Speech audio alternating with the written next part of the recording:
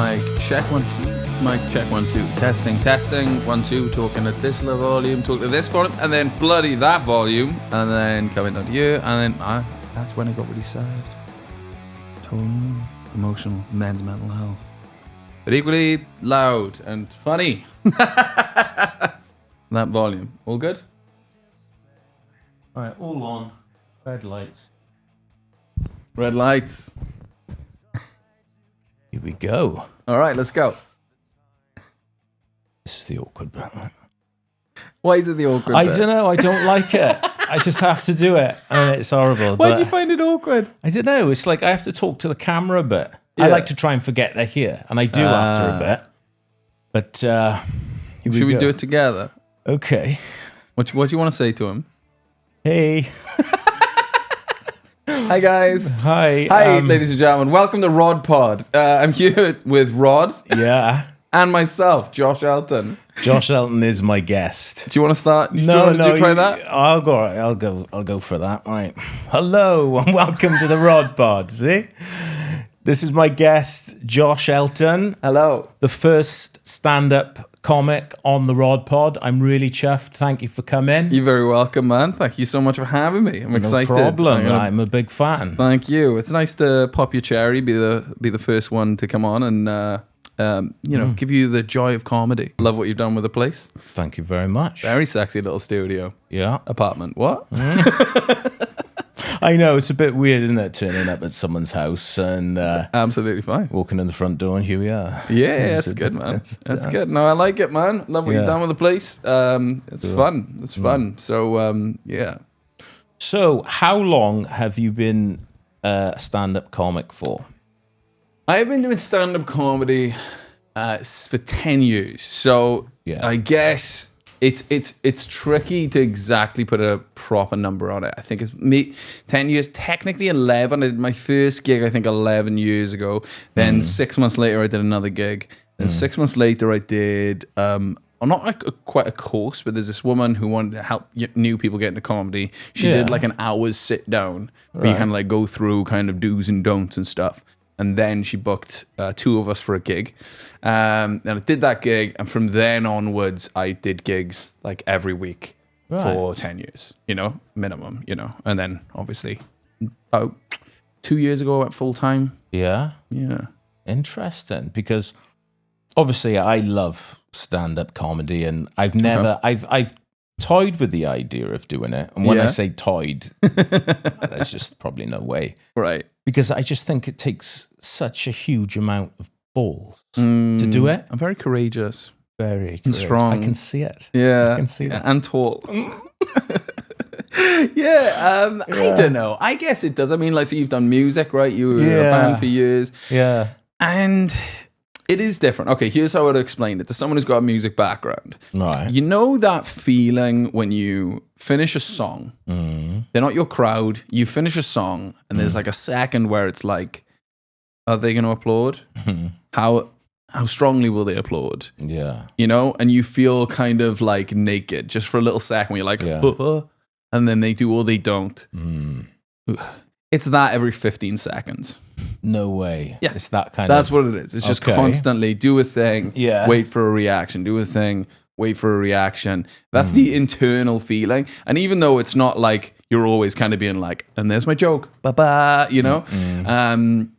you still know where they should be laughing or where they usually laugh. And there is still that feeling of like rejection, elation, whatever, the whole way through. Yeah. Yeah, so it's kind of like that. But like you have done that to a certain extent. You have probably said things on the microphone that you thought was funny in the moment. Very funny. Right? It was. Right, okay. Didn't get a laugh, but... Yeah. But like you will have said, and like I guess, I don't know, did you do much patter between songs? I think so. I haven't done it for so long. I did like to have a little bit of banter. Yeah, right. Okay. That's because mainly the band at the time, it was a bit like rent a crowd. My mates were there. We're always there, right? I get you. Yeah. So were you bantering with the members of the crowd that you knew? Oh yeah. Sort of like weird in jokes that the rest of the crowd was like, well, talking about. Yeah, I wasn't looking at anyone else. Right. You know, I was just your friends. Yeah. Great. But like, you will, I don't know if you have this, but like, I definitely when I was in a band, there would be little bits of patter that, you know, it happened organically once, and then it became that between this song and this song, you say that funny line that you know works, you know? Yeah. And stand up is just that. You know what I mean? It's just like, say if something really mad and funny happens to you, right? Yeah. The first person you tell gets it straight up, like just off the top of your head. You're like, oh, this happened. You tell the whole story, right? And they laugh at certain points. Yeah. The second person you tell, you cut out some of the bits that didn't get laughs. Right. By the time you've told the fifth, sixth, seventh person, you've got a bit. That's all stand up is. It is just the like refining of a story where you just cut bits that don't work and emphasize the bits that do.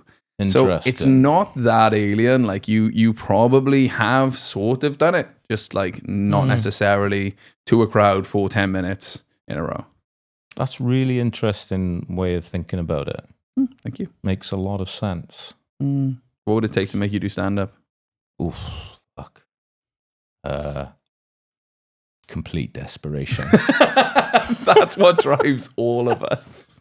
Just like, just complete desperation. I mean, this isn't far off, you know. Serious. That's the only thing, you know. Yeah. Just fighting for my life, really. But maybe another divorce. Yeah. Maybe saying, after the second one, you do stand up. Bloody hell. What the hell will I become by then?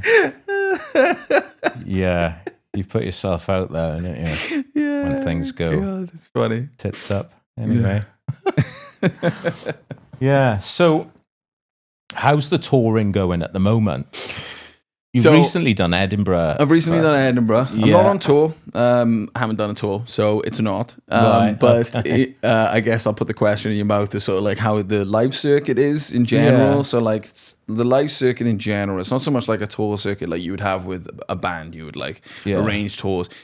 In a way, it's almost like you're constantly on tour. Like you're constantly trying to do between, I don't know, 3 and 5 gigs outside of like London where people are off doubling every night or whatever. You're constantly trying to do routine 3 and 5 gigs a week that are nice, proper paid gigs. Yeah. I've got an agent. My agent books me and sends me out to places I've never been before. I've got like a postcode and a tiny bit of information. I turn up there. I figure out what the go is, you know, and like I go up and I do, 20 minutes, or maybe I MC, maybe a headline. Yeah. And you're constantly doing that. You're constantly hoping that the amount it costs you to drive there doesn't cut too much into the pay of the thing. Yeah. And that's the sort of hand-to-mouth existence of a circuit comedian. Right. So it's like, so it's not like you're on tour. It's you're given dates and places to go. I see. Right. Sometimes you're busier than others. I asked for a bit of a quiet month after Edinburgh. So I've literally got 1 gig this week.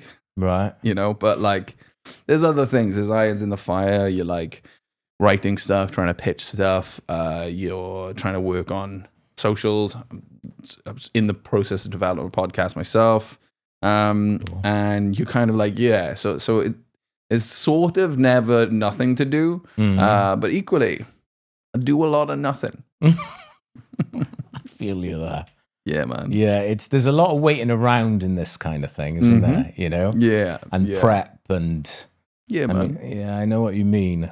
Like in between. What do you do? Yeah, exactly. Yeah, that, man. Yeah. No, it's going good. Things are going quite well. Yeah. I think you're great. That's nice, I was so chuffed when you said you'd come on, to be honest. So I just thought I'll put it out there, and I was like, why not? Awesome. Yeah, dude. Thank you very much. Absolutely. No, it's good, man. It's going well. So it's been I guess I'm in a weird place now of like, I guess what can I explain it to in terms of like it's a bit like, I don't know, say it's a bit like the end of a tour. So I guess if you look at the old version of how music used to work, at least, is you would build up an album and then you would tour that album and hope that you sell albums at that tour. Yeah. And then it's finished. You've recorded album, finish a tour, and now it's like right, what's the next cycle? Mm. You know, that in between phase, that kind of thing. Yeah. Did you do many like albums, tours, that kind of thing, or? Yeah, I did an album. Did a fair bit of touring, mainly around the London area back in the day. So yeah, I know what you mean. Yeah, between things where you're just like, right, yeah, take stock now. Yeah. So what would you think is like your next kind of natural progression, idealistically? You know, what do you want to happen now with it all? Yeah, I'm a little torn, to be honest. It feels like the stand-up comedy circuit is going through quite a big change. Right. And it used to be, there's an old way that things were 10, 15 years ago. And that's slowly morphing into something else, which I mean, it always does, you know. But obviously the internet's changing the game. The death of TV, you know, it's changed things considerably. So, you know, there used to be a different set of gatekeepers and a different set of people who can make or break your career. It used to be you do live at the Apollo and overnight you can sell out a tour, you can sell a DVD and all this kind of stuff. And it was about building up your live credentials until you get a break into TV, and then you get a following, and then you're set for life. Whereas now you get a following and then they'll put you on TV. Right. Because why would they?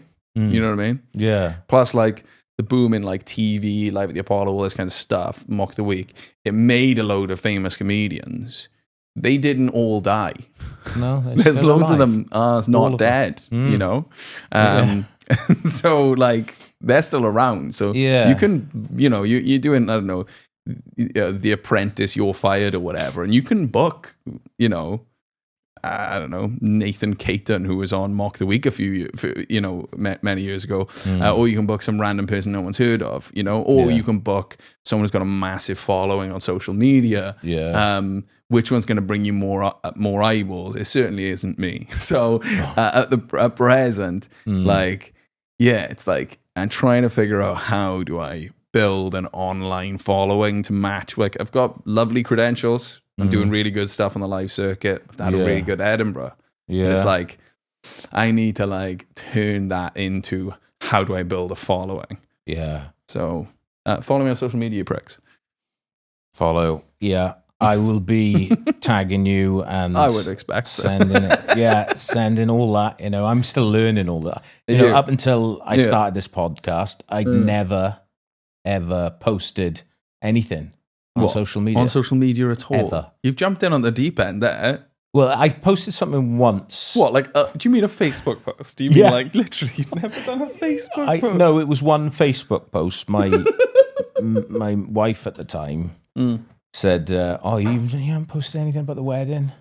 So I did. I posted a picture of me in the wedding, and because it was just me, I got flack, you know. She didn't like that, but that was... It's because he posted it on Tinder. That is so funny you say that, because I did actually use that photo. No, after the divorce. Yeah, but you can't tell him at the wedding. That. I'm in a tuxedo. Do you respond? No, you shouldn't do that. That's awful. God, I didn't think about it like that. Yeah. I mean, I can't. There's just an arm over my shoulder, and I've really clearly cut it. It's a professional photo. I didn't have it. I do know what you mean about the professional photo. Like, I've thought this because obviously doing stand up, like, I've had to get professional headshots done.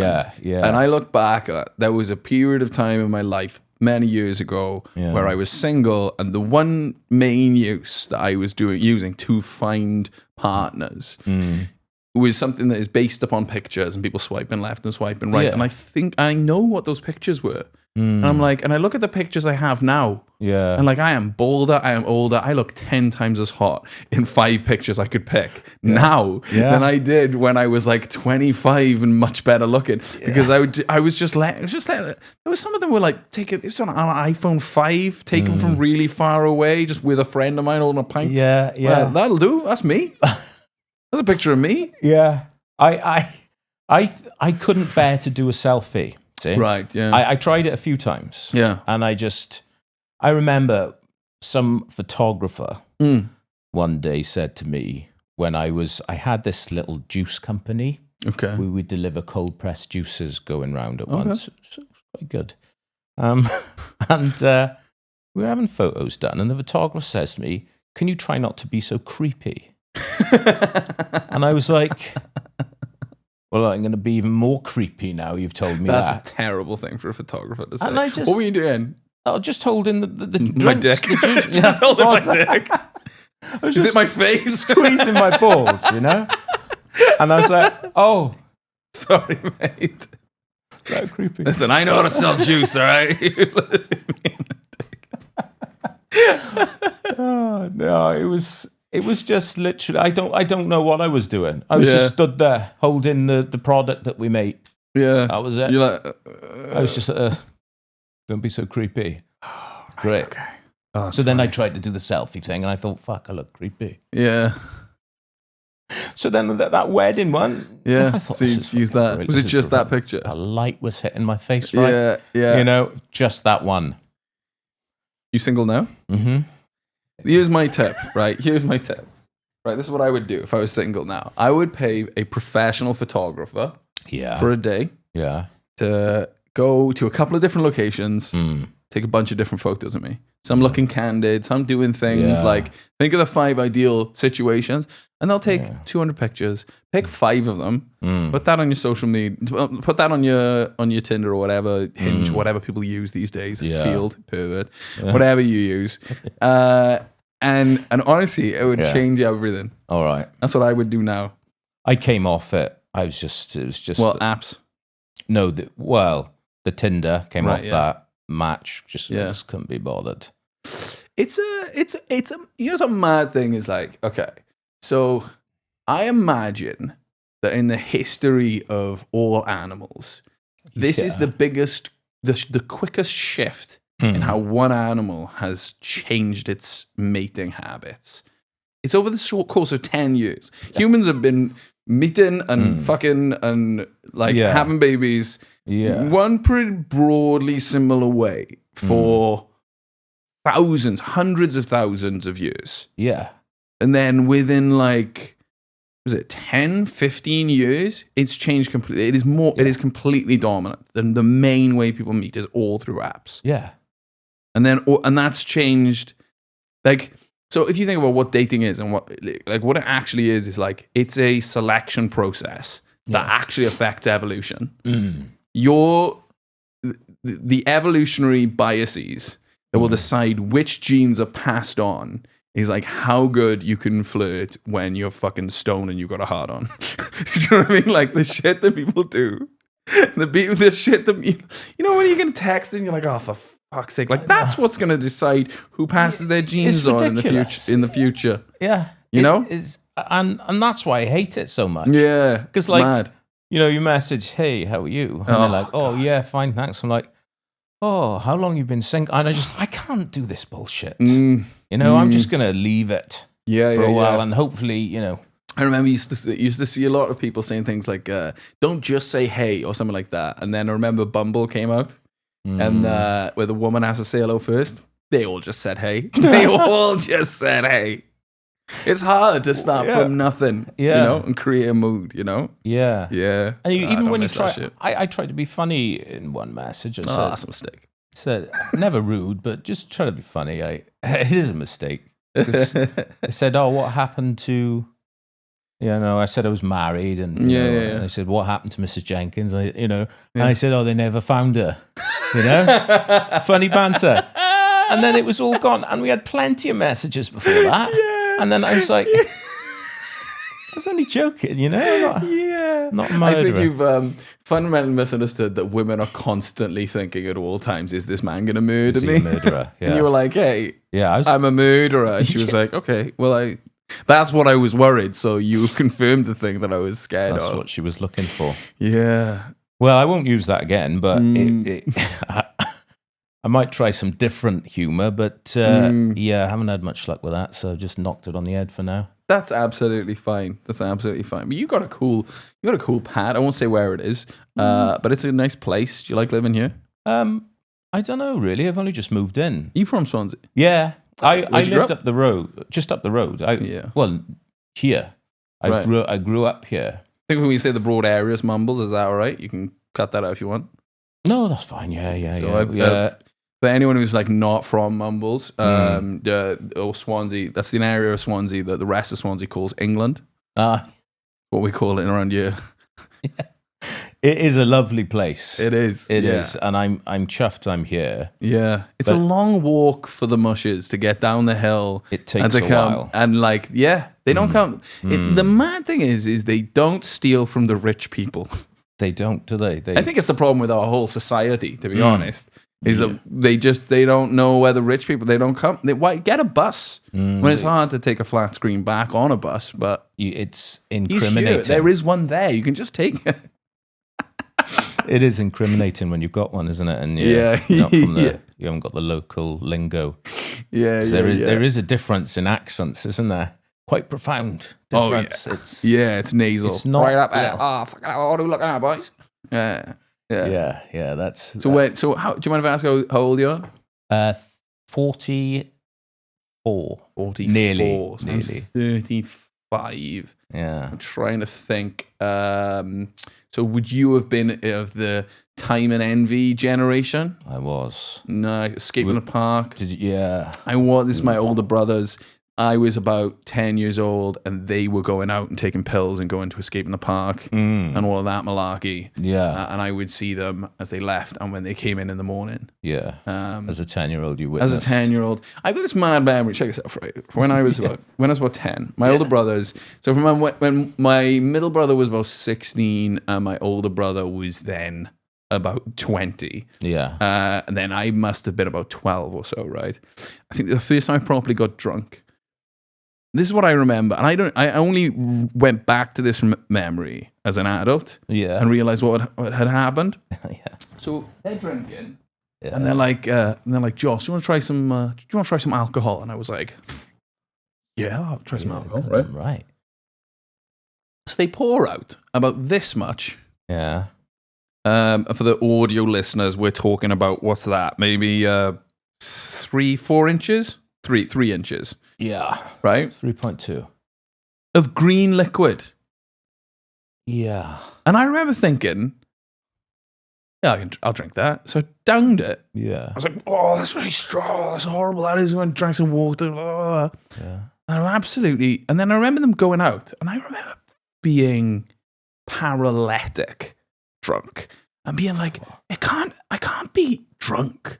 Mum, I was telling my mum because she was just like, me and her were going watching like Pop Idol or something. Yeah, I was like, I can't be that drunk. I only drank this much. It's fucking absinthe, wasn't it? Oh, that's 80% proof. It's disgusting. It's one of the most vile drinks, but it is actually. As an adult, I had absinthe again about 6 or 7 years ago. Actually, it's not the most recent story, but I had absinthe. It's really fun to like do like a double shot of absinthe and go from not drunk to drunk in like in about 10 minutes. It's harsh stuff. It is harsh. Yeah, it's actually funny you mention it. It's the worst.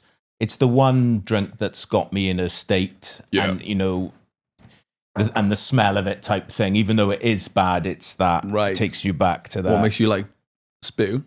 Oh yeah, I was very ill on that. I'm just trying to remember where it was. I remember it so long ago.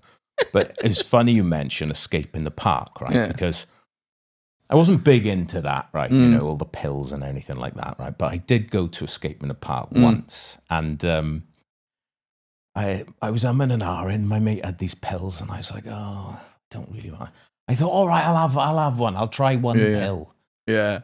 And so I took the pill, and then it closed at like 10:30 because it closes really early, doesn't it? Yeah. And I was like, I didn't know it was closing now. I was just taking a pill. And he was like, oh yeah, I didn't know it was. And I was like, all right. And then boom, I was like, you're up. Then, I was down the beach, looking for people with bonfires. So I was like, hey, nice fire, let's go. Yeah, I had a great night after that. One of my favourite things about Swansea is bonfire night.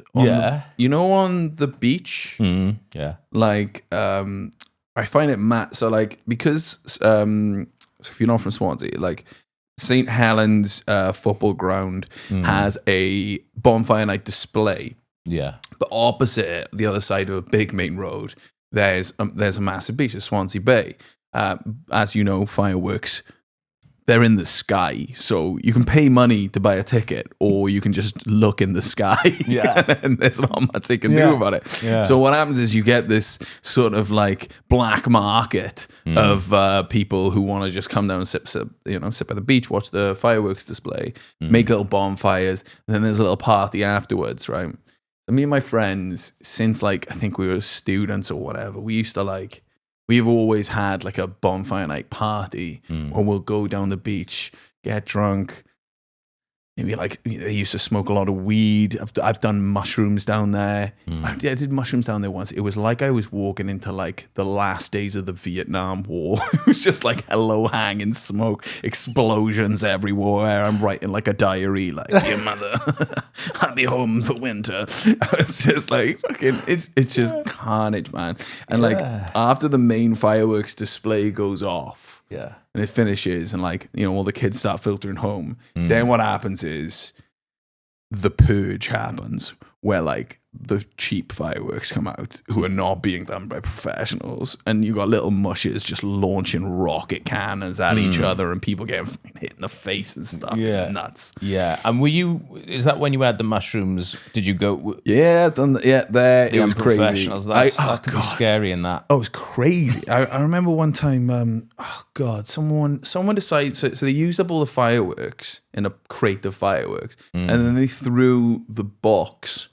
onto the fire, and then there was one that was just in there, and we're all sat around a fire, and the fire fucking exploded in my face, and it was like, do you know what it was like? I realized in that moment, do you remember in Call of Duty, a flashbang? It's exactly like that. It is exactly the same. Like, woo, and then the world does this kind of, and you don't know where you are, and then you come to, and you're like, oh my god. My mate was like, you spilled my drink, and I was like, something exploded in my face. Oh my god. I was in a phone box. This was back in the day, and someone threw a fucking. And I was on the phone to this girl that I was trying to go out with, back at the time I was young. God, you are old. Fucking hell. You're in a phone box. I was the only one. Operator? Operator? I'd like to reverse the I'd charges. like some pussy, please. I'd like to reverse the charges to this girl. But anyway, so someone chucked the phone, the firework in, and I'm just looking at it because I'm concentrating on what she's saying, I think she was dumping me or something, probably. And bang, right? Yeah. It was so fucking loud that I couldn't hear my own voice. Right, yeah. I was like, it was just like, and I was like, oh no, I'm deaf now. Yeah. And I was freaking out, and it was a hot, and it's just because you said the flash bang. I know exactly what you mean because some bastard did it to me. That's so Swansea though, isn't it? Were you in town or something? No, I was in Bishopston, which is just up the road. Yeah, Jesus. posh. You think better of these little surfy boys? Were you a surfy boy? Was that your thing? Yes. Yeah. We used to have like mushes and surfies, townies and surfies, that kind of thing. So surfies, skating. You were down the vert ramp. Yeah. Yeah, that like 1 vert ramp. 1 vert ramp for all those years. For all those kids. Yeah, I used to go down there. I imagine maybe we've encountered each other and that you were one of the ones who was good at it. Probably not good. Yeah. I'd say just Proficient. below average, I'd say. Yeah, okay. And that's... I'd go down there on my Action Man skates and just look at it and think, oh, I could do that, but I can't. Yeah. It's good there. They got the lovely skate park now, haven't they? It's lush, yeah. Yeah, it's really nice, man. There. We used to be terrors, man, around these parts. Oh yeah. I feel quite bad about it looking back. Yeah, I know. Back in the day. Worst thing you ever did? Do you remember? Ooh, there's a few. If we're on the subject of fireworks, I used to modify, like Zimmer frames and crutches. Okay. Into tools where you can shoot fireworks from, Right, and you meant into booby traps for old people. So they're trying to walk in, and like, Papa, I'm like, man, I don't think you should say this. As soon as they touch it, they're on the floor. I'll get them. It's like a cartoon. Turning Nan into a Roman candle. Let's go. Set her alight. That's the reason it's called a Catherine wheel. See you later, Catherine. Yeah. No, not that. Not that. Just to. Yeah. But, I just used to have them, and I'd cut bits off, and because you'd pick them up in hospitals, they'd be hanging around outside, and as you do, you'd make a Zimmer frame. Shouldn't be talking about this. So you hang on. Did. So they would, if they were outside, I don't think that they were wouldn't free. Steal them. Give me that. They were free? You sure they were for you to pick up? I don't. What's that? Yeah. No, I think actually I was living with my nan at the time. Right. Yeah. And she had a couple of things she'd recovered from. So I don't know. I can't remember. But anyway, I cut them apart. Yeah. And I'd have like a double barrel on the thing, and you just drop. I'd put a stopper on one end. Right. With some really high quality sellotape. So it wouldn't come out that side, and then I'd put marbles then. Wow. So you'd put a banger in, stick a marble in, and shoot the marble. You'd have a gun. Oh my god, that's You'd mad. have a very safe gun. And do you know what I did once, which haunts me? I was doing it all the time, having being a little shit with my mates and everything. Yeah. And I was just shooting them, and I don't know why. For some reason, I used to put my mouth on it and suck the smoke and blow it out when I thought because it looks cool. Back in the day. Yeah, it looked cool. So I did that, right? And I got to there, it went off again. Bang! And I was just like, okay, I've realised I'm an idiot. Well, at least the marble's gone now, right? Yeah, it was. Right. But it was like, it wasn't like, start talking. It was millisecond. I nearly, you nearly exploded your own my own head. God, that's bad. That's mad. I think that's the naughty. So I look back on when I was a teenager in Swansea, and I don't even think I wasn't, no one would ever be like, Josh Elton, he was a wild child, man. But we definitely smashed some shit up, for no fucking reason. I think we had I remember, I think my dad used to complain about BMW drivers, right? We used to just kick the wind mirrors off of BMWs. I feel fucking terrible for that. Why? What are you thinking? Why are you doing that? I know. And then I think it's early days of drinking, because it is Swansea. We are in Swansea. We've learnt these things from the other side, haven't we? And I've done exactly what you're saying, and it's really bad. Why? Honestly, if someone smashed the, I'd be like, why are you doing this? And also, let's be honest, having a BMW in Sketty, you're not a billionaire tax haven guy. You know what I mean? You're a fucking dentist. You're not the super rich that I'm taking down a peg or two. No. You just don't indicate on a motorway. That's not the fucking. Yeah, we used to do some nasty stuff, man. It's just but it's just childhood. I remember Halloween used to be the purge as well. Just everyone out. You'd go out. I remember just being out without my friends, and I was like, oh shit. I'm I'm walking from one place to another. I'm gonna get fucking egged. I'm gonna get egged everywhere. It was the same, wasn't it? Bonfire night, Halloween, anything, so we could suddenly just be let's be absolute terrors. Best time of year for me. Yeah, 100%. Yeah, those were the days. They were good times, man. So when I used to go drinking down. I can't remember which one Langland and Caswell is, which way around it is. I think it's Caswell's closer, isn't it? To here? Yeah. I think they're the same, but Langland's on the left and then Caswell's on the right. Yeah. So you go up the road and then you down to Langland. So probably Langland's quite a bit closer, I'd say. Yeah, we used to do little beach parties and stuff, and get drinking down on that beach. Yeah. It were good times, man. I remember once, I was with a bunch of the surfier kids, and went and I lost all my friends. So I was hanging out with these kids. You ever remember being with the bigger boys, and then shit gets way more real than you're expecting it to get? And you're like, what? Yeah. I don't know what that is. What are they doing? Oh my Yeah, God. yeah. So one of them had stolen a golf cart from the golf course nearby. So I don't know if that makes it Caswell or Langland. Yeah. And he'd stolen it. They were riding it down, like pushing it down. I don't think they knew how to start it, but and then one of them was like, let's fucking set it on fire. I can't remember how they set it on fire, whether it has petrol in it, but I think they're electric, or whether they covered it in something. But like one way or another, I viscerally remember that golf cart going up, right? And then the golf cart's on fire. And I'm like, yeah, These bigger boys. Yeah, cool, yeah. I'll like kick it. Just kick it, yeah. Fuck the police or whatever. And then, the fucking police turned up. Yeah. And they all fucking scatter. And I was like, oh, I am not as fast as anyone here. So I ran and I hid in a bush. And I covered myself in leaves. And I took my glasses off. I took my glasses off so they couldn't see me. Like the glint of the thing. And I just watched. I watched the police turn up. They caught like 3 or 4 of them. Fucking, I just sat there. Good job and you took your glasses off. They could have caught more. I don't know. I couldn't see. And I remember just lying there, and I lay there for about an hour and a half. Another bunch of police turned up, and I just like waited until it was all done, and then I got out and I'm like covered in like head to toe in mud and crap and stuff. And I just scuttled off when I got home, and I was just like, Mum, can I come and just sit in your bed for a minute? Like, I'm traumatized. Bigger boy.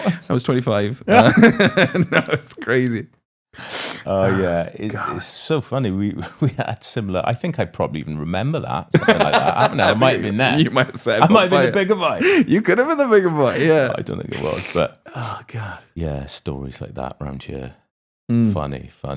And I was just thinking, you reminded me. You know, when you're talking about the mushrooms. Yeah. You reminded me of once. I've only had mushrooms once, right? Because I had a bad experience. Oh yeah, I've had them. The bad one. It was, we were in Amsterdam. And I know how this story goes. And they were truffles, and they were like, can we have the hardest ones? Whatever. Exactly. Yeah. Well, it was like, my mate said to me, don't have the Mexican magic mushrooms. I thought, I'm having those. Right. Don't have those. They sound great. So there was 6 of us. Oh, God. And 3 of us had the mushrooms. The other 3 were drinking. Right. Which isn't a good No. I didn't know. I was young, I was probably 20 or something. Yeah. And so I'm having these mushrooms. I'm like, And then it starts kicking in, and I'm just like, I don't know. I don't feel great at the moment. And I was looking at my mate, and he'd been looking out the window since he'd taken the mushroom, and I was just like, been there for a good hour now. He's been there for at least an hour. And then my other mate isn't saying anything. Yeah. And then he turns round, he was out the window, and he turns round and he looks at me. It's mad out there. It's really mad. And I was just like, yeah, okay. And then I'm feeling like all anxious and not good. And then one of my mates, my drunk mate, starts like he gets a pillow because we're in the hotel room, and he starts hitting me with this pillow, and I'm just like quite so shocked, like a tear just rolls down my eyes, and he's like, "Are you crying?" And I was just like, "Yeah, don't do that." He's like, "All right. Okay, mate." And I was just like, fuck. I felt like I'd lost my mind. Yeah, you did lose your mind. That's I did. I'd lost my mind. And the other boys, they'd lost their mind, right? Yeah. And I managed to say to the drunk boys, you have to leave now. And they're like, coming out. Just go, seriously. And when someone's... Yeah. I had the eyes, and they left. And I said, boys... We're going to all sit on this, we sit up on this bed. Yeah. And we're going to stay here till this wears off, because we were in serious trouble. It was, I had my phone with like my mum's, when you press and it would just ring your mum. Yeah. To say, something's happened, ready. And I said, right, we'll just stay here. And it was a fucking mad. We all had this hat, right? Yeah. We'd be sharing this hat. I was like, oh, it's my turn. We thought we had to share it. It's like, It's my turn. it's fucking my turn. I haven't had it on for 2 hours. And they were like, oh, put the hat on. And there was like holes opening up in the ground and everything. Yeah, man. And then it was hell, right? And we got through it though. Yeah. But after that, like, I was never really into drugs, but I'd have a joint now and again. Yeah. And I didn't have a joint or any, only if someone was passing it round, I hadn't had one for like 3 years. And I was in Australia, right? And I smoked this joint and it all came back. This horrible feeling of like you're going to die and everything. Yeah. And I couldn't talk.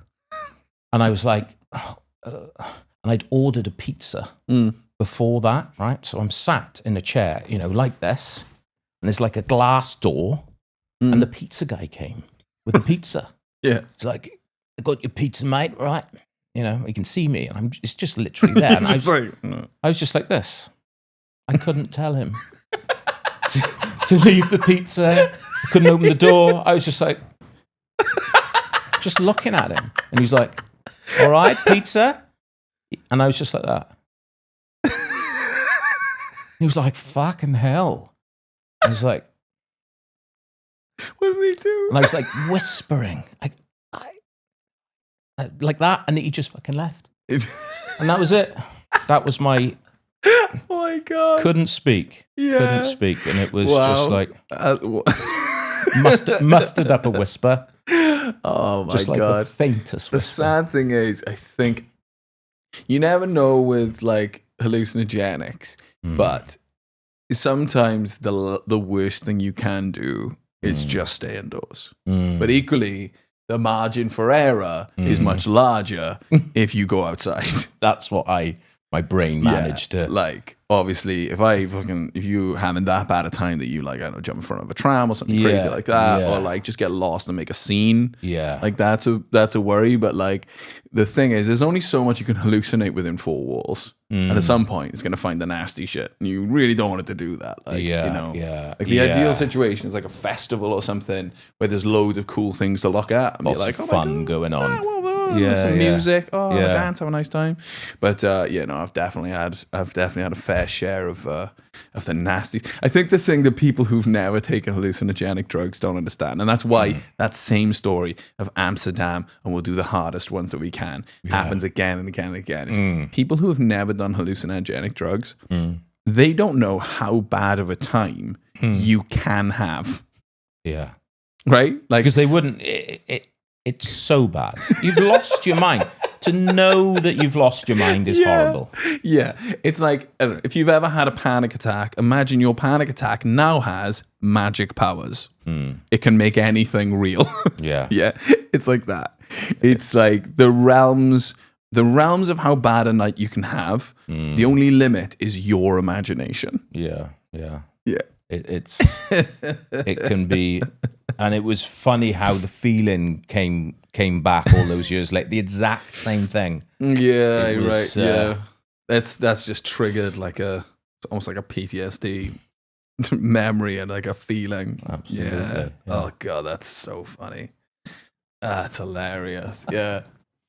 No, I mean, I never did the huge amounts. If I was going to the purge of bonfire night, I think that would be terrifying. I would always just kind of keep it like a, because this is the thing people don't recognize about those kinds of things, is that it's no different than any other drug, like booze. You know, if someone said, "Oh, don't like booze. I tried booze once. I had one." You go, "What's one?" Well, a bottle of vodka. I had one, and I went to hospital. You'd be like, "Well, I don't think that was booze's fault. That was your fault. I think you shouldn't have had that much booze." And that's probably true. I don't know how those Mexican whatever it is, but if you'd done a bit, you might not have. I might have had a great time. Yeah, you might have had a great time. Yeah, who knows? It's hard to tell. But don't do drugs, kids. Yeah, don't. Well, just do little bits. Do little bits of drugs. Little bits of drugs. Kids. That's going to be the motto. Do little bits of drugs. Imagine if our teachers had come into school and just said that. Just do a little bit.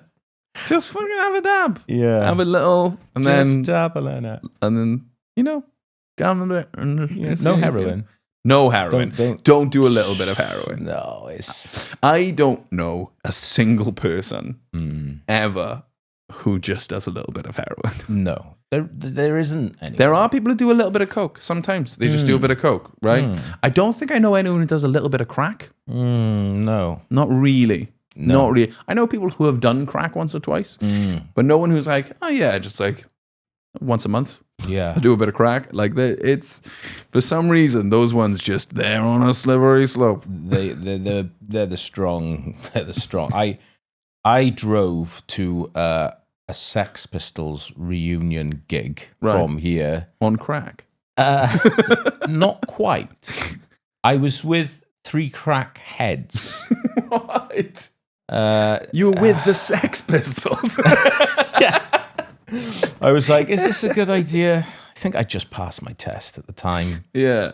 And you were 3 crackheads. I was a big fan of the Pistols. Right. And they were doing their gig in Brixton Academy. And the only people I knew who were into them had gone the wrong way in life. And they were crackheads. And I said, boys, the Pistols are playing. Oh, they might have told me, actually. I can't remember. Yeah, but anyway, I was going with them. Yeah. And I didn't really know they were quite so cracky. Yeah. You know, I didn't.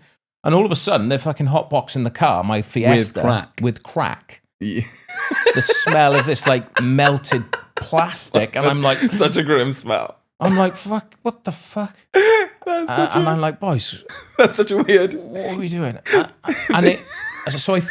I did feel some effects of this, on the M4, of all places. Not the best place to be on crack. It made the gig fucking next level. I think it was the crack, but I remember getting addicted to Sex Pistols. Can't get enough. Oh my! It was the best gig I've ever been to, without a shadow of a doubt. Right? Yeah, that's the message. Just do a little bit of drugs, little bit of crack, just a little bit of crack. Hotbox it, secondhand crack. Yeah, like the smoke. Yeah. But that was a great gig. That's such a funny response to, do you mind if we smoke in your car? And you're like, yeah. Well, they were the bigger boys then. See? Yeah, that's what it is. I wasn't expecting it. And oh my God. Oh, how old are you then? I don't know. I learned to drive at about 24. Right, yeah. So round about that age, I had my Fiesta. I thought, I'm going. That's absolutely insane. That was... Mumbles boys turned into crackheads? Yeah. Wow. Yeah. Happens to the best of us. Mumbles, Bishopston. Fuck. All that, yeah. Some of them aren't here now. Oh, sorry, mate. Yeah. It's awful, isn't it? The actual reality. Yeah. Yeah. You can just go to town. My kids love them. What, the crackheads? Yeah. They're like, oh, there's one there. Tell him, Dad. Say something to him. No, we'll just he looks like a monster, Dad. It's like, I don't think. We'll let him be, because I think we should probably leave him alone. Yeah. Oh, they love spotting a crackhead in town. They do. It's mad, and here's one of the things. So in stand up, I find that sometimes posher audiences and posher people, I will talk about crackheads and smackheads and stuff that I grew up around, because it's so prevalent here. In Swansea, we have the cheapest heroin in Western Europe. There were like 5 different places that were known heroin dealers on my street growing up. I didn't know that. Yeah, sandfields, man. Fucking sandfields. It's not even like, it's not the Bronx, is it? It's so funny. It is. And like I was the street, I don't know if you ever walked down it, where they painted all the houses colourful. All right, yeah. For the smackheads. Like, it was just, but like that's kind of part of our lives here. And like, honestly, I don't know. There might literally have been someone who just heard that about the kids going, oh, there's a crackhead or whatever, and might have bristled a bit. If you don't live amongst it, you don't know. It's like the fucking weather. We can't not. It's almost like gallows humor. Like, you can't not like acknowledge it and fucking and like laugh about it. Otherwise, you just spend your whole life being like, oh, there's another Another lost soul. Give me fucking money. Like, Yeah. you know what I mean? And it is, you do have to try and remind yourself to have empathy, but at the same time, like, where I live in Cardiff now, you've got 3 different halfway houses, right, where I live. Yeah. It is hard to maintain that empathy when they literally stole my bike. You know what I mean? Like, I know they stole my bike, so...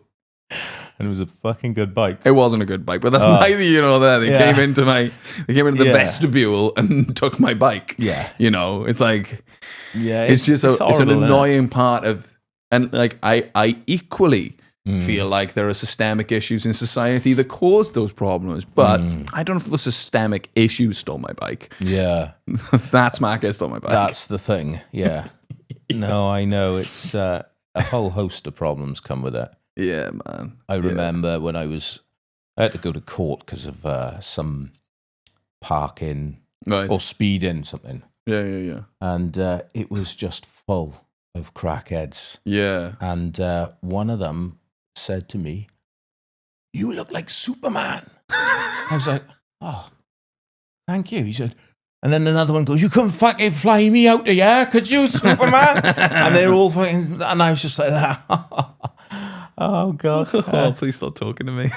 and then I saw my mate who was actually a solicitor. Yeah. Well, not a mate, a friend, a friend of a friend. Yeah, and he sat down next to me. He goes, "What's happened here now?" Yeah.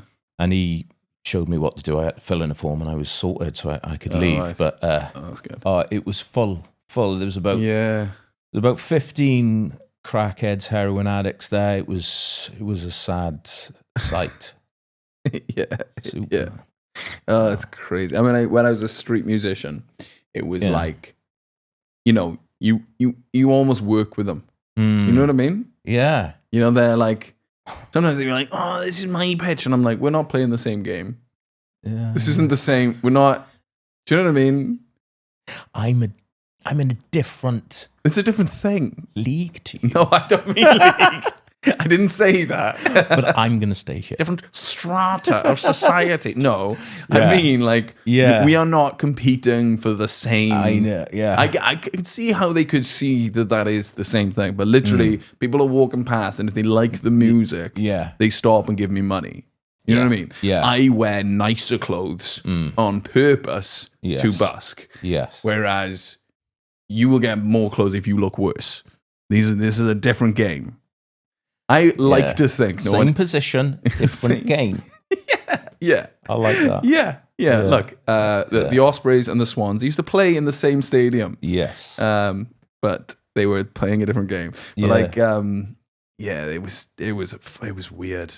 And then sometimes I'm playing music on the streets, and then every now and again I get a person like dancing. And then it like generates a crowd, and I'm like, I'm playing the music for this, but actually, and he loves it, but I think you're all pricks for watching in the way that you're watching. It's such a weird situation. I'm the soundtrack for like a really uncomfortable situation. Yeah. You're just like the guy who's playing for this this horrible, humiliating, like sort of Victorian freak show. I'm the guy on the piano, like, "Let's play 'em out, boys." Well, there's some homeless guys like doing his thing, and I'm like, "Oh man, I hate every second of this." It reminds me of when I was contracted to put up Christmas trees in town. Right. So, most shop doors, they'd have a Christmas tree, and the interaction I had to have with these guys nicking my tools, running away with my drill, they're like, "Oh, I'm by here now, I'm by here," and I'd be like, "Oh, I'm just putting a Christmas tree up there." That was the biggest kind of like. Do you want to buy a drill? Oh yeah, I was like, "That's fucking 300 quid drill he's just run off with now," and then he'd just come back. And you're like, "I know you took just my fucking drill." took my drill the other day. "Oh, on me, mate, on me." What was that? Nothing. You mother. If you're not from Swansea, town is like town has got lots of homeless people. They kind of descend not just from Swansea, but from sort of all around the different areas. They'll come to town to try and make money, like bagging and that kind of thing. Also, it's a good place for them to buy drugs. I sound like I'm advertising it. But then, and then I guess they disperse, or they stay there. But like, so things do get like taken and robbed and stuff in town. I once thought it would be a good idea to leave a bag in a bush, and then no one will find it. And I came back and I found, because I was like, maybe someone will have robbed it, right? And I find the bag, and someone's been in the bag. They have stolen from the bag, right? Yeah. They took a pair of prescription glasses that no one will be able to make any use of, right? They took a statistics book that cost 50 quid about how to use a very niche type of statistical computer thing for my psychology degree. I had an animal hoodie. They put it back in. They were like, nah. I'll have the prescription glasses. It wasn't Adidas. No. I'll have the SPSS for beginners book. Where you can keep your surfy bullshit. I had a pair of prescription glasses robbed in a hostel when I was in Australia. I was so fucking annoyed. It's annoying because you're like, you won't get anything from this. I know, and they're so fucking expensive. That like 300 quid or something. And I was like, you prick. You're a bad thief. Yeah. Just going to give yourself a headache. Yeah. Yeah. Bloody hell. It's a wild place. I love it though, man. I honestly, if I wasn't for stand-up comedy, I would live in Swansea. It's so good. Yeah. I love you're near enough to the beach. You're near enough to like nature. You can drive towards the beach, or you can just drive out a bit, and there's just loads of like greenery. There's like waterfalls and Neath and stuff, like all that kind of stuff. You're so near so many beautiful things. And then you got the center of like a town, which is like broad. It is, as far as I'm concerned, as big as a city needs to be. All London is just take Swansea, copy, paste it a bunch of times. Right? You don't need 15 Wagamamas. Yeah. You just need one. It's confusing, isn't it? London. Yeah, it's too much. Too big. Calm down. Way too big. Way too big. We've got 3 theatres. I can only go to one. Yeah. I don't, because theatre, but... Yeah. Yeah. Yeah. No, I always get onto... When I get onto this conversation about Swansea, because I've done a bit of traveling, lived in a few different countries, and like the Gower area, and like you're saying with the beach area, it's some of the best beaches in the world, I think. It really is special, it's absolutely stunning. I always loved Rotherslade. Yeah. I always had a real special place in my heart for Rotherslade. It's lovely. And do you ever do the jumps? Yeah, around the corner. Around the corner, you go down the jumps. Yeah. And they've got the... Nightmare. Yeah, they've got the escalating names. So you've got like... basically, you climb down off the path and you go down to this set of rocks. It's basically jumping off rocks into water. Is it called spelunking? Is that the actual correct term? I've never heard that. All right, okay. I think I saw it in the Batman film. He was like, "Where are you going?" He was like, "I'm going spelunking." And I looked it up and I was like, "Oh, that's what we used to do." Yeah. So you've got these, and basically the rock gets obviously higher and higher as it gets closer to the path. Yeah. And what you've got then is they've got these escalating names, which escalates the level of danger. So the front one is called Point, and then the next one is White Rock. Then you got Upper White Rock. Then you got Nightmare. Yeah. Then you've got, this gets scary, Upper Nightmare. Yeah. I remember those well. Yeah. Suicide is the one next to it. And then if you go up and right round the corner, and it gets to about, it must be 50, 60 something feet to death. And death was a straight drop, and then there's a small pool of water that you can land in with rocks all around it. Yeah. A friend of mine did death, and he's fine. So he's not dead. He is not dead. But it is insane. I would never. The limit for me, I think, was Nightmare. And Nightmare, yeah. Because you've got to, as you go up as well, there is kind of like, oh yeah, by the way, jump to the left and quite far. You're like, well, what if I don't? Yeah, don't worry about that. Yeah. But there's a reason that one's called Suicide. Yeah. I remember these. And that was the last jump I ever did because I landed awkwardly in the water. Didn't touch any rocks. Yeah. But it winded me. Yeah. And I was like, I'm not going to do this anymore. Yeah, that was the last. I haven't. I'd like to see. I'd like to have a little jump. Yeah, I can't do it anymore. It is. I wouldn't do Would it you? now. What do you reckon you could do? You could do none. point. None. Point is about 15 feet, I think. I might think about doing that. The tide's right up. Right up. Yeah. What a White Rock maybe. Yeah, I can jump further than I used to jump. But I do have more fear now. Yeah, I'm like that with everything now. When you got kids, I suppose you don't want to die and leave them you don't sad. Give a shit, do you? When you're a kid, it's mad. Oh yeah, and when you've got kids, you say. Yeah, that's what I'm saying. Oh right, yeah, you can't do anything now.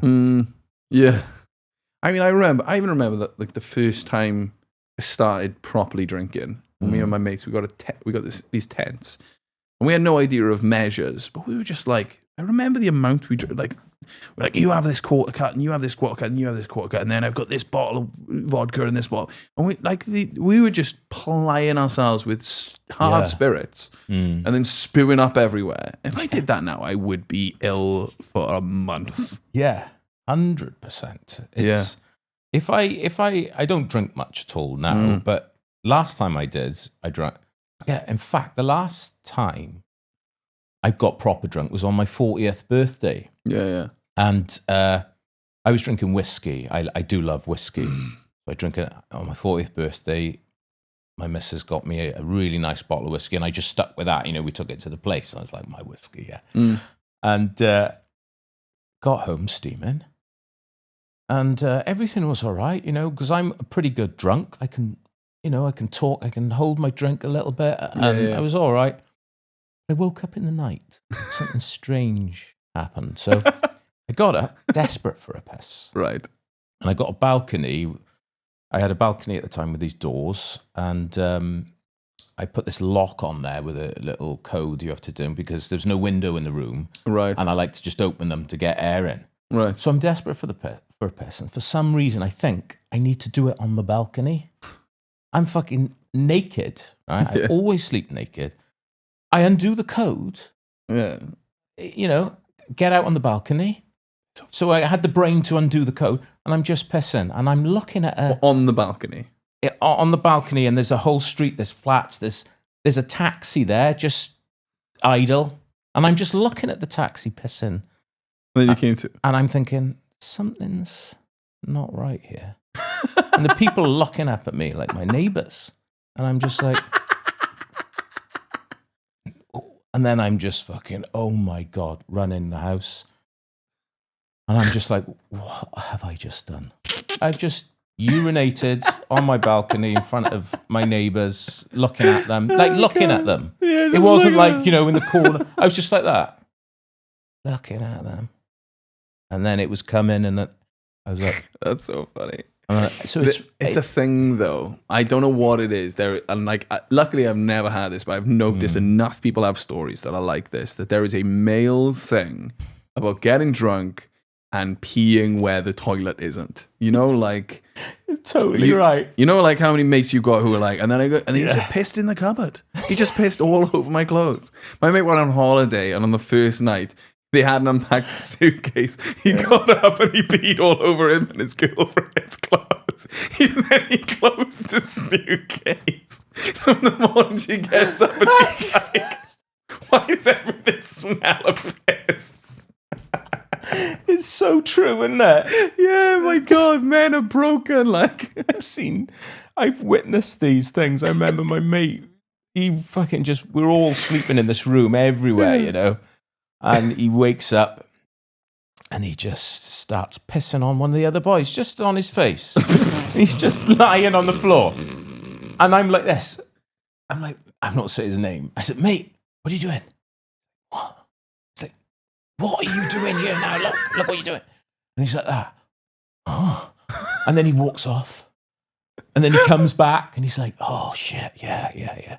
And then I remember the guy who's got pissed on, woke up in the morning. He's like, oh, face is sticky as fuck. and then my other mate looked at me, he was like that. And I was like, oh. But yeah, what is it about men? I don't know, man. Marking their territory. Do you think that might be it? Because women don't do this. Yeah. I've never heard a single story, or at least maybe if they do, it's such a source of shame. They're like, never tell a soul doesn't get out. that I did that. But like, also they do have to squat to pee. You know, they have to sit on a thing. Like, you're not sitting on a toilet. That's it, isn't Whereas it? we just like open a thing and pee. It's muscle memory. Yeah. I think the worst I've done it is I've drunkenly done a pee and then realized that seat was down. That's and then it's like, now I gotta clean this up, right? That's fucking grim. Oh, well, if that's your worst, I feel like I've gone off lightly in that one department. That's absolutely fine. Try looking your neighbours in the eye. Yeah. I mean, don't get me wrong, I've shit in my girlfriend's pencil case, but that's neither. Yeah, that's a different.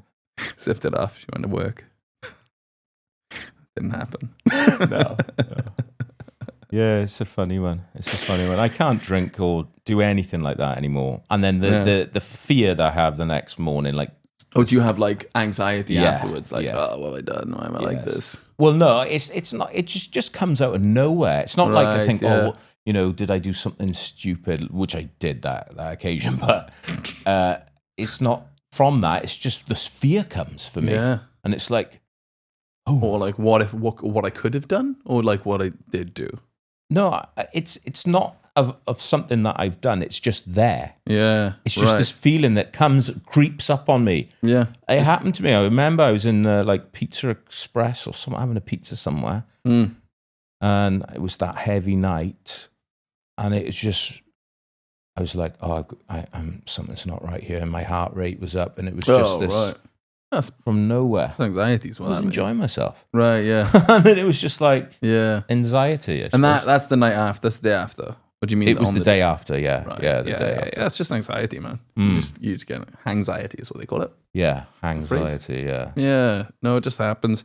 And especially like, I don't know, if your levels of anxiety are up in general, then what's happening is, so like the process of like anxiety, there's like a circle, and what happens is it's like they call it a catastrophic misinterpretation of your bodily signals. So your body signals are like, hey, I'm slightly bad, and your body's like, holy fuck, call the fucking medics, we need to phone an ambulance, I'm really bad. And then you check in on your bodily things, and now your heart rate's up higher, and then that's making you feel worse. Yeah. And then you overreact, and then it makes your body go up, and it goes round and round and round in circles. Yeah. It's kind of like that. Yeah, well, you told me you did psychology. Psychology, yeah. The psychology, I was a counsellor for a while. Oh, were you? Yeah. So I did that. I worked in mental health for 7 years or something before I went into stand-up. Yeah, it was cool. But my sister's a counsellor. Is she? Yeah, she used to do the counselling for the students in Cardiff Uni. Oh, nice. Yeah. So yeah, that's a nice thing to do. I don't know if I miss it. I miss the money. I miss having money. Good, yeah. Yeah. I miss the I don't know. It was cool. It was meaningful. Like, I like to think I had a real positive impact on a bunch of people. Yeah.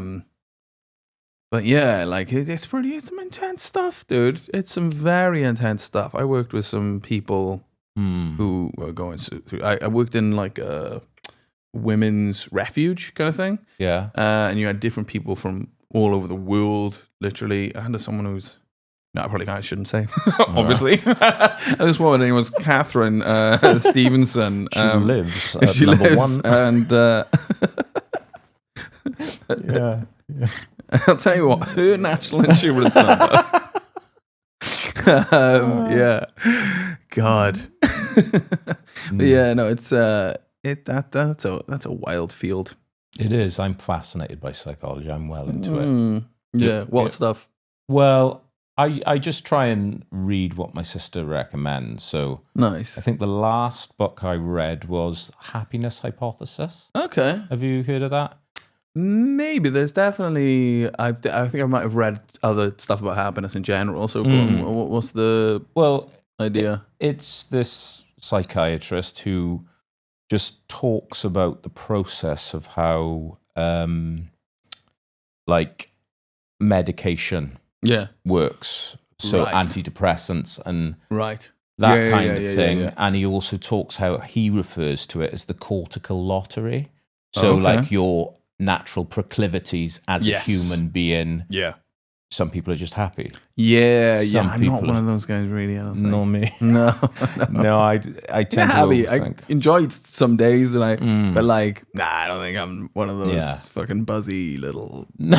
Like, No, I'm not. And I find them quite annoying. I'll be honest. Like, Me too, I'm actually. having so much fun. Fuck off. Yeah, no, I know what you mean. There's an idea. I think they call it a happiness trap in a different thing, which is like basically trying to be happy will make you unhappy, will make you depressed, because like at the end of the day, you will go through ups and downs throughout your life and throughout the day. But you will never be happy enough for yourself. So if you're constantly checking in on it, you're constantly drawing attention to the fact that you're not, rather than and in so doing, you'll be sad about the fact that you're not happy, and then you'll be sad about the fact that you're not happy, and then you'll be angry at the fact that you're not, and then you'll be angry at yourself for being angry, and all these things feed back into themselves, and that trap just makes you worse and worse and worse. Whereas if you just kind of accept your broad state, a neutral state or whatever, and kind of get on with it. I think the idea is the most important thing is that you find things that are meaningful. Yeah. So meaning is a much higher order thing for pretty much all humans, really, than happiness. It's doing something important, doing something meaningful. Like people don't go like, Leonardo da Vinci, happy bloke. Do you know what I mean? Exactly. No one ever says Pablo Picasso. Tell you what a sunny disposition. Like they talk about the work that he did, or the meaningful stuff that the influence, the change, that kind of thing. So I think that's the idea. What a wholesome direction. But back to crack. Yeah. So back to crackheads. If you really want happiness, I'll tell you what you can do. All the time. Lock the doors of the car. 3 crackheads. Don't smoke on yourself. Yeah. Just a little bit of drugs. Yeah. That made me happy. That did. Yeah, that was an experience. And I remember that, thinking back to it now. So in Brixton Academy, it's like at the time there was a slight gradient. Right. So you could always see if you unless you were tiny or whatever. But yeah. So I was like, what's going on here? And I was just got out the car, and it was hot boxed proper, And the whole backstage of Brixton Academy opened up, so you're looking at the back streets of London. Wow, okay. And there's a white van coming up the road, and it's such a bizarre thing to see it anyway. Yeah. And there's white vans, and the Sex Pistols just open the door, come out, walk onto the stage from the road out of the van, picks up his his Les Paul Custom, starts riffing out the Pretty Vacant riff. Wow. And it was just like, and at that moment, I know it was a bit of the crack. Yeah. But I know it was a little bit of the crack. Yeah. But I'm sure I felt what they created back then. Yeah. This rebellious, amazing music, the punk, and it was like, what a fucking feeling that was. I mean, there's no better drug. No, no better drug Only for a that little. specific experience than a small amount of I went crack. high. Like, I'm not saying if you're going to see Cardi B do a bit of crack, that you got to find the right one for the right. That's it. It's like, if they're punk rock, it's crack. Yeah. Have a joint if you're going to see fucking whoever. Yeah. Kylie. But yeah, no, it was a great day. I listened to Kylie on ketamine in Glastonbury. Oh God! I was in a tent at the top of the pyramid stage, and someone was like, "Oh, do you want to just come and do some ketamine?" This tent, and I came outside, and there was like, "Fucking Kylie's there." Well, I just imagined you just dribbling. I mean, basically. Oh God! Yeah, it was funny. It was funny. Go on, Kyle. Get stuck in, love. Go on, love. She was class. I mean, Yeah. Oh. Yeah, should we? I'll do like a thank you. Thank you for You're coming. going to get self-conscious Oh, again. here we go, my fucking Oh, no. intro and outros. Yeah. Right. It's terrible, right? What the fuck? fuck's wrong with me? So silly. It's horrible. Can you imagine the first time I did it with my friend with your who's a mate. wedding photographer? I was like this. Yeah. This is Mark. I must have said his name wrong about 5 times, and it was Really? Mark. Why are you so scared of it? I don't know. Just like put up some. You got to have shields. Like it's like you got to. It's pretend. Pretend to be confident. Say the thing as best you can. Okay. Hello, welcome to Rod Pod. I'm Yeah. here with some amazing people. Blah, blah, blah. It's a little bit like showman-y, like welcome to the amazing blah blah blah. Like yeah. I think what I'm going to try and imagine I'm talking to the people now. Oh, okay. It's just come to me, that has. Yeah. That is what it. Dude, that is what it is. I know. Yeah. I should have thought. Right. Okay. Yeah. Yeah. So. Fucking horrible, isn't it? Oh shit. It's so funny. It's fucking terrible. I hate it. So what shall I say? I don't know how you rap. I don't know if you've watched one of my podcasts, but I watched a couple of clips. they end. Do they? You No. just go bam. Yeah, we can just do it like that. Jizz. Well, you can just cut it and we don't have to keep No, but record an I outro. really appreciate you coming, though. Thank you, mate. Thank you very much. I do appreciate it. And yeah. Two up. Do exactly that. Yeah. Ask me if I've got anything to plug. I'll do some plugs and then you just say thanks very much. Thanks for watching. That's it. So say exactly that again. Should I say the plug thing? And then as well? ask if I've got anything to plug, and where people can follow you, and then call it a day. Yeah. Go on. Thank you very much. Here we go. All right. Thank you very much, Josh. Is there anything you want to plug, talk about? No, actually, I've got a couple of things. So you guys can follow me on Instagram. I'm the Josh Elton on Instagram. You can get me on Facebook, Josh Elton, comedian. I'm gonna be going on tour at some point. I'm also filming my special. So I'm filming the hour that I did at Edinburgh that had amazing reviews and lots of lovely buzz about it. So I'm going to be filming that in November. So if you follow me on social media, I'll be posting about it loads. Come along to that filming if you want in Cardiff. Other than that, I'm gigging all over Wales all of the time. So keep an eye on and you can get some tickets and come and watch me. This has been loads of fun. Thanks for having me, Rob. Thank you, mate. Awesome. That sounds great. Cheers. Thank you. Thank you.